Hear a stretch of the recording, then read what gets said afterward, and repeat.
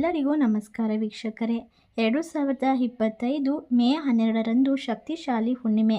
ಈ ರಾಶಿಯಲ್ಲಿರುವಂತಹ ವ್ಯಕ್ತಿಗಳಿಗೆ ಭಯಂಕರ ಅದೃಷ್ಟ, ಆಕಸ್ಮಿಕ ಧನಲಾಭ, ಸಂಪತ್ತು ಹೆಚ್ಚಳ.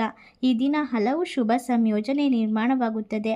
ಇದರೊಂದಿಗೆ ಈ ದಿನ ಶುಕ್ರನು ತನ್ನದೇ ಆದ ಉನ್ನತ ರಾಶಿಯಾದ ಮೀನ ರಾಶಿಯಲ್ಲಿ ಚಲಿಸುವುದರಿಂದ ಮೌಲ್ಯವ ರಾಜಯೋಗದ ನಿರ್ಮಾಣವಾಗಲಿದೆ ಮತ್ತು ಶನಿಯು ತನ್ನದೇ ರಾಶಿಯಾದ ಕುಂಭ ರಾಶಿಯಲ್ಲಿ ಚಲಿಸುತ್ತಿದ್ದಾನೆ. ಇದರಿಂದಾಗಿ ಶಶ ರಾಜಯೋಗ ನಿರ್ಮಾಣವಾಗುತ್ತದೆ. ಜೊತೆಗೆ ಸೂರ್ಯನು ಬುಧನೊಂದಿಗೆ ಸಂಯೋಗಗೊಳ್ಳುವುದರಿಂದ ಬುಧಾದಿತ್ಯ ರಾಜಯೋಗ ರೂಪುಗೊಳ್ಳುತ್ತದೆ. ಈ ರಾಶಿಯಲ್ಲಿರುವಂತಹ ವ್ಯಕ್ತಿಗಳಿಗೆ ಈ ಒಂದು ಅದ್ಭುತವಾದ ಹುಣ್ಣಿಮೆಯಿಂದ ಅದ್ಭುತವಾದ ಫಲಗಳು ಪ್ರಾಪ್ತಿಯಾಗುತ್ತದೆ.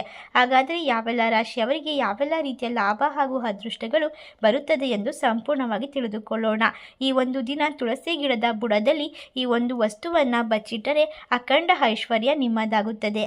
ಮನೆಗೆ ಲಕ್ಷ್ಮೀನಾರಾಯಣರ ಅನುಗ್ರಹದಿಂದ ದೈವ ಎಲೆಗಳ ಚಮತ್ಕಾರವಾಗಿ ನಿಮಗಿರುವ ಸಾಲದ ಸಮಸ್ಯೆ, ಹಣದ ಕಷ್ಟಗಳು, ಮಾನಸಿಕ ಅಶಾಂತಿ, ನಿರುದ್ಯೋಗ ನಷ್ಟ, ಕಷ್ಟಗಳು ದೂರವಾಗಲು ಯಾವ ಪರಿಹಾರವನ್ನು ಪಾಲಿಸಬೇಕು, ಮನಸ್ಸಿನ ಕೋರಿಕೆಗಳನ್ನು ನೆರವೇರಿಸಿಕೊಳ್ಳಲು ಯಾವ ವಿಧಿವಿಧಾನವನ್ನು ಅನುಸರಿಸಬೇಕೆಂದು ಇವತ್ತಿನ ಈ ವಿಡಿಯೋದಲ್ಲಿ ಸಂಪೂರ್ಣವಾಗಿ ತಿಳಿಸಿಕೊಡುತ್ತೇವೆ. ಅದಕ್ಕೂ ಮುನ್ನ ನೀವು ಕೂಡ ದೇವರು ಹಾಗೂ ಜ್ಯೋತಿಷ ಶಾಸ್ತ್ರವನ್ನು ನಂಬುವುದಾದರೆ ಈಗಲೇ ವಿಡಿಯೋಗೆ ಒಂದು ಲೈಕ್ ಕೊಟ್ಟು ತಪ್ಪದೇ ನಮ್ಮ ಚಾನಲ್ನ ಸಬ್ಸ್ಕ್ರೈಬ್ ಮಾಡಿ, ಹಾಗೆ ಪಕ್ಕದಲ್ಲಿ ಇರುವಂಥ ಬೆಲ್ ಐಕನ್ನ ಪ್ರೆಸ್ ಮಾಡಿ. ಶ್ರೀ ಅಷ್ಟಮಂಗಳ ಜ್ಯೋತಿಷ್ಯ ಪೀಠ ಪಂಡಿತ್ ಶ್ರೀ ಸುದರ್ಶನ್ ಜೋಶಿ ನಿಮ್ಮ ಜೀವನದ ಸಮಸ್ಯೆಗಳಾದ ವಿದ್ಯಾಭ್ಯಾಸದಲ್ಲಿ ತೊಂದರೆ, ಆರೋಗ್ಯ ಸಮಸ್ಯೆ, ಹಣಕಾಸಿನಲ್ಲಿ ತೊಂದರೆ, ಅತ್ತೆ ಸೊಸೆ ಕಿರಿಕಿರಿ, ಶತ್ರುನಾಶ, ಪ್ರೀತಿಯಲ್ಲಿ ನಂಬಿ ಮೋಸ, ಮಾಟ ಮಂತ್ರದಲ್ಲಿ ತೊಂದರೆ, ಸ್ತ್ರೀ ಪುರುಷ ವಶೀಕರಣ, ಕೋರ್ಟ್ ಕೇಸ್, ಇನ್ನು ನಿಮ್ಮ ಜೀವನದ ಅನೇಕ ಗುಪ್ತ ಸಮಸ್ಯೆಗಳಿಗೆ ಎಲ್ಲಿದೆ ಶಾಶ್ವತ ಪರಿಹಾರ. ಕೇವಲ ಒಂದೇ ದಿನದಲ್ಲಿ ಪರಿಹಾರ ಶತಸಿದ್ಧ.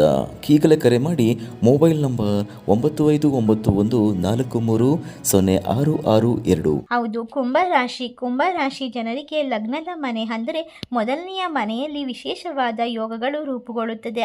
ರಾಜಯೋಗದ ನಿರ್ಮಾಣವಾಗಲಿದೆ. ಹಾಗಾಗಿ ಕುಂಭರಾಶಿಗೆ ಸೇರಿದಂತಹ ಜನರು ಈ ಒಂದು ಸಂದರ್ಭದಲ್ಲಿ ತಮ್ಮ ಪ್ರತಿಯೊಂದು ಕ್ಷೇತ್ರದಲ್ಲೂ ಕೂಡ ಸಾಕಷ್ಟು ಯಶಸ್ಸನ್ನು ಗಳಿಸಿಕೊಳ್ಳುವ ಸಾಧ್ಯತೆ ಇರಲಿದೆ. ಬಹಳ ಸಮಯದಿಂದ ಅಪೂರ್ಣಗೊಂಡಂತಹ ನಿಮ್ಮ ಎಲ್ಲ ಕೆಲಸಗಳು ಒಂದೊಂದಾಗಿ ಆರಂಭವಾಗಲು ಶುರುವಾಗುತ್ತದೆ. ಈ ಒಂದು ಸಮಯದಲ್ಲಿ ನೀವು ಸಂತೋಷ ಸಮೃದ್ಧಿಯನ್ನು ಪಡೆಯುವ ಯೋಗವಿದೆ. ಕುಂಭರಾಶಿಗೆ ಸೇರಿದಂತಹ ಜನರು ಈ ರಾಜಯೋಗಗಳ ನಿರ್ಮಾಣದಿಂದಾಗಿ ತಮ್ಮ ಮನೆಯವರೊಂದಿಗೆ ಉತ್ತಮವಾದ ಸಮಯವನ್ನು ಕಳೆಯುವ ಅವಕಾಶ ದೊರಕುತ್ತದೆ. ನೀವು ಈ ಅವಧಿಯಲ್ಲಿ ಆತ್ಮಾವಲೋಕನವನ್ನು ಮಾಡುವುದರಿಂದಾಗಿ ನಿಮ್ಮನ್ನು ನೀವು ಬದಲಾಯಿಸಲು ಸಾಧ್ಯವಾಗುತ್ತದೆ. ಈ ಒಂದು ಸಮಯದಲ್ಲಿ ಕುಂಭರಾಶಿಗೆ ಸೇರಿದಂತಹ ಜನರಿಗೆ ಆಧ್ಯಾತ್ಮಿಕತೆಯಲ್ಲಿ ಹೆಚ್ಚಿನ ಒಂದು ಒಲವು ಬರುತ್ತದೆ. ಅಷ್ಟೇ ಅಲ್ಲದೆ ಇವರಿಗೆ ಇರುವಂತಹ ತೊಂದರೆಗಳು ದೂರವಾಗುತ್ತದೆ. ಜೊತೆಗೆ ಮನೆಯವರೊಂದಿಗೆ ಯಾವುದಾದರೂ ವಿಷಯಕ್ಕೆ ಮನಸ್ತಾಪವಿದ್ದರೆ ಅದೆಲ್ಲವೂ ದೂರವಾಗಲಿದೆ. ಈ ರಾಜಯೋಗಗಳ ಸೃಷ್ಟಿಯಿಂದಾಗಿ ಬಹಳ ಸಮಯದಿಂದ ನಿಮ್ಮ ಯಾವುದಾದರೂ ಆಸೆ ಈಡೇರದೇ ಇದ್ದರೆ ಈ ಅವಧಿಯಲ್ಲಿ ಆಸೆಗಳು ಈಡೇರುವ ಯೋಗವಿದೆ. ಮಕರ ರಾಶಿಗೆ ಸೇರಿದಂತಹ ಜನರಿಗೆ ಶಶ ರಾಜಯೋಗವು ಉತ್ತಮವಾದ ಒಂದು ಸಾಕಷ್ಟು ಬದಲಾವಣೆ ಹಾಗೂ ಲಾಭವನ್ನು ತಂದುಕೊಡುತ್ತದೆ. ಈ ಅವಧಿಯಲ್ಲಿ ನೀವು ನಿಮ್ಮ ಮನೆಯವರೊಂದಿಗೆ ಉತ್ತಮವಾದ ಸಮಯವನ್ನು ಕಳೆಯಲು ಅವಕಾಶ ಲಭಿಸುತ್ತದೆ. ನಿಮ್ಮ ಜೀವನದಲ್ಲಿ ಸುಖ ಶಾಂತಿ ನೆಲೆಸುವುದು. ಇದರೊಂದಿಗೆ ಕೆಲಸವನ್ನು ಬದಲಾಯಿಸಬೇಕೆಂದಿರುವಂತಹ ಮಕರ ರಾಶಿಗೆ ಸೇರಿದಂತಹ ಜನರಿಗೆ ಈ ಅವಧಿಯಲ್ಲಿ ಉತ್ತಮ ಅವಕಾಶಗಳೊಂದಿಗೆ ಸಾಕಷ್ಟು ಲಾಭ ದೊರಕುವ ಸಂಭವವಿದೆ.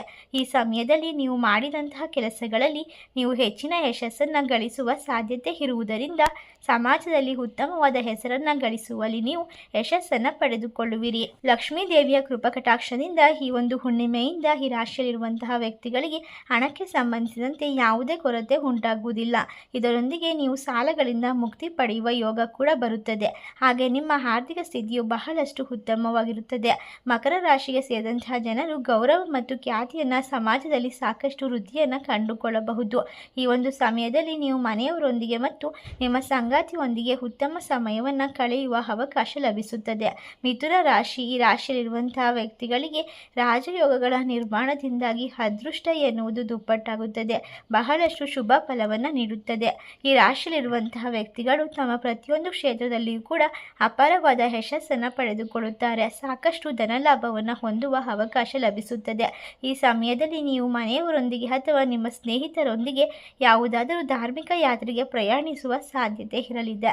ಇದರೊಂದಿಗೆ ಇದರೊಂದಿಗೆ ಮಿಥುನ ರಾಶಿಗೆ ಸೇರಿದಂತಹ ಜನರಿಗೆ ತಮ್ಮ ಮನೆಯವರೊಂದಿಗೆ ಉತ್ತಮವಾದ ಸಮಯವನ್ನು ಕಳೆಯುವ ಅವಕಾಶವೂ ಕೂಡ ಲಭಿಸುತ್ತದೆ. ಇನ್ನು ಮಿಥುನ ರಾಶಿಗೆ ಸೇರಿದಂತಹ ಜನರಿಗೆ ತಮ್ಮ ಮಕ್ಕಳೊಡನೆ ಯಾವುದಾದರೂ ವಿಷಯಕ್ಕೆ ಮನಸ್ತಾಪ ಉಂಟಾಗಿದ್ದರೆ ಅಥವಾ ಯಾವುದಾದರೂ ಸಮಸ್ಯೆ ಇದ್ದರೆ ಅವೆಲ್ಲವೂ ಕೂಡ ದೂರವಾಗಲಿದೆ.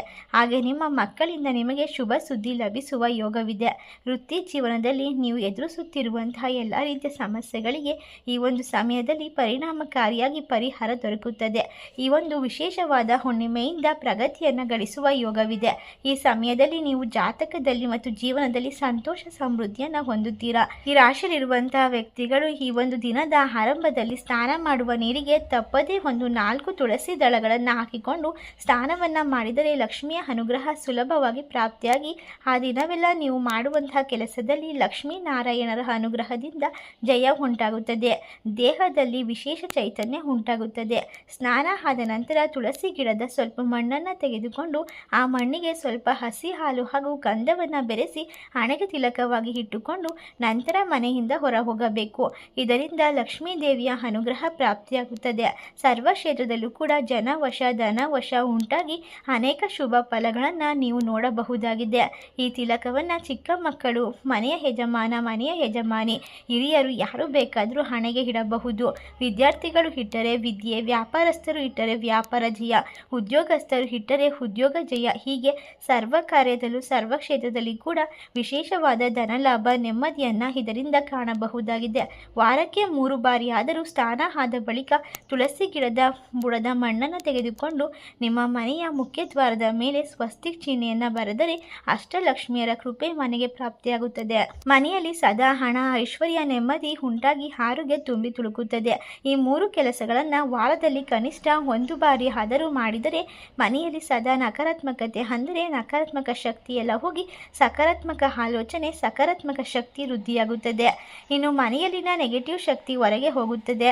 ಹಾಗೆಯೇ ಯಾವಾಗಲಾದರೂ ಸರಿ ಗುರುವಾರ ಅಥವಾ ಶುಕ್ರವಾರದ ದಿನಗಳಂದು ಚೊಂಬಿನಲ್ಲಿ ನೀರನ್ನು ತೆಗೆದುಕೊಂಡು ತುಳಸಿಗೆ ಅರ್ಪಿಸಿ ಗಂಧ, ಕುಂಕುಮ, ಪುಷ್ಪಗಳಿಂದ ಅಲಂಕಾರವನ್ನು ಮಾಡಿಕೊಳ್ಳಬೇಕು. ತುಳಸಿ ಗಿಡದ ಬುಡದಲ್ಲಿ ಯಾವುದೇ ನಾಣ್ಯವನ್ನು ಹೂತಿಡಬೇಕು. 1 ವಾರದ ತನಕ ನೀವು ಹೂತಿಟ್ಟಂತಹ ನಾಣ್ಯ ಅಲ್ಲಿಯೇ ಇರಬೇಕು. ಮುಂದಿನ ಗುರುವಾರ ಅಥವಾ ಶುಕ್ರವಾರ ಆ ಒಂದು ನಾಣ್ಯವನ್ನು ಹೊರತೆಗೆದು ನಿಮ್ಮ ಪರ್ಸ್ನಲ್ಲಿ ಇಟ್ಟುಕೊಳ್ಳಬೇಕು.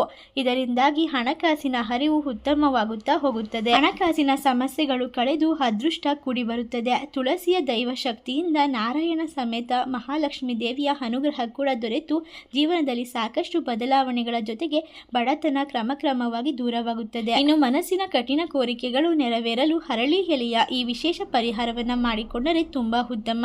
ಯಾವುದಾದರೂ ಗುರುವಾರ ಅಥವಾ ಶುಕ್ರವಾರದ ದಿನ ಹರಳಿ ಮರಕ್ಕೆ ಮೊದಲು ನೀರನ್ನು ಅರ್ಪಿಸಿ ನಂತರ ಅಲ್ಲಿಯೇ ಬಿದ್ದಂತಹ ಒಂದು ಹರಳಿ ಎಲೆಯನ್ನು ತೆಗೆದುಕೊಂಡು ಹರಳಿ ವೃಕ್ಷಕ್ಕೆ ಭಕ್ತಿಯಿಂದ ಪ್ರದಕ್ಷಿಣೆಯನ್ನು ಮಾಡಬೇಕು.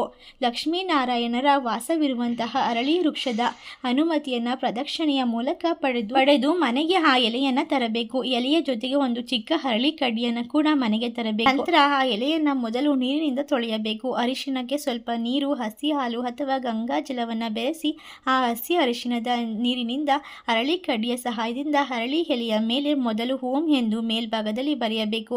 ಅದರ ಕೆಳಭಾಗದಲ್ಲಿ ನಿಮ್ಮ ಕೋರಿಕೆಗಳನ್ನು ಬರೆಯಬೇಕು. ಅಂದರೆ ಹಣದ ಸಮಸ್ಯೆ ಇದ್ದವರು ಧನಲಾಭ ಎಂದು ಬರೆಯಬೇಕು.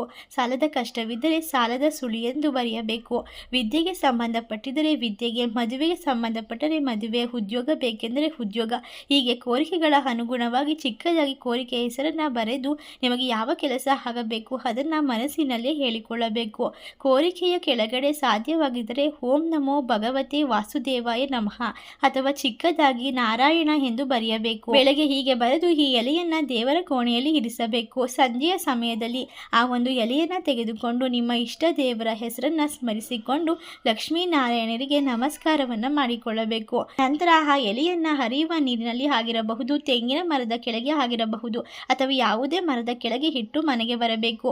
ಈ ಒಂದು ಪರಿಹಾರವನ್ನು ಹರಳಿ ಎಲೆಯಿಂದ ಗುರುವಾರ ಅಥವಾ ಶುಕ್ರವಾರದ ದಿನ ಮಾಡಿ ನೋಡಿ. ನೀವು ಕೇಳಿಕೊಂಡಂತಹ ಕೋರಿಕೆಗಳು ನಿಮ್ಮ ಮೂಲಕವೇ ನೆರವೇರಲು ಒಂದು ಶಕ್ತಿ ಬರುತ್ತದೆ. ಕೋರಿಕೆಗಳು ಶೀಘ್ರವಾಗಿ ನೆರವೇರುತ್ತದೆ. ವ್ಯರ್ಥವಾಗಿ ಹಣ ಖರ್ಚಾಗುತ್ತಿದ್ದರೆ ಖರ್ಚುಗಳು ಕಡಿಮೆಯಾಗಿ ಆದಾಯದ ಮೂಲಗಳು ಹೆಚ್ಚುತ್ತದೆ. ಮಾಡುವ ಕೆಲಸಗಳಲ್ಲಿ ಯಶಸ್ಸು ಸಿಗುತ್ತದೆ. ನೋಡಿದಿರಲ್ಲ, ತುಳಸಿ ಎಲೆಗಳು, ತುಳಸಿ ಬುಡದ ಮಣ್ಣಿನಿಂದ ನೀವು ಯಾವ ರೀತಿಯಾದ ಪರಿಹಾರವನ್ನು ಪಾಲಿಸಿದರೆ ಲಕ್ಷ್ಮೀನಾರಾಯಣನ ಅನುಗ್ರಹ ಪ್ರಾಪ್ತಿಯಾಗುತ್ತದೆ. ಮನಸ್ಸಿನ ಕೋರಿಕೆಗಳು ನೆರವೇರಲು ಯಾವ ರೀತಿ ಹರಳಿ ಎಲೆಯ ವಿಶೇಷ ಪರಿಹಾರವನ್ನು ಪಾಲಿಸಬೇಕು ಎಂದು ಇವತ್ತಿನ ವಿಡಿಯೋದಲ್ಲಿ ತಿಳಿಸಿಕೊಟ್ಟಿದ್ದೇವೆ. ಈ ಒಂದು ವಿಶೇಷವಾದ ಮಾಹಿತಿ ನಿಮಗೆಲ್ಲ ಇಷ್ಟವಾಗಿದ್ದರೆ ನಿಮ್ಮ ಫ್ರೆಂಡ್ಸ್ ಆ್ಯಂಡ್ ಫ್ಯಾಮಿಲಿಗೆ ಶೇರ್ ಮಾಡಿ, ಲೈಕ್ ಮಾಡಿ. ಓಂ ಲಕ್ಷ್ಮೀ ದೇವಿ ನಮಃ ಎಂದು ಕಮೆಂಟ್ ಮಾಡಿ. ಧನ್ಯವಾದಗಳು.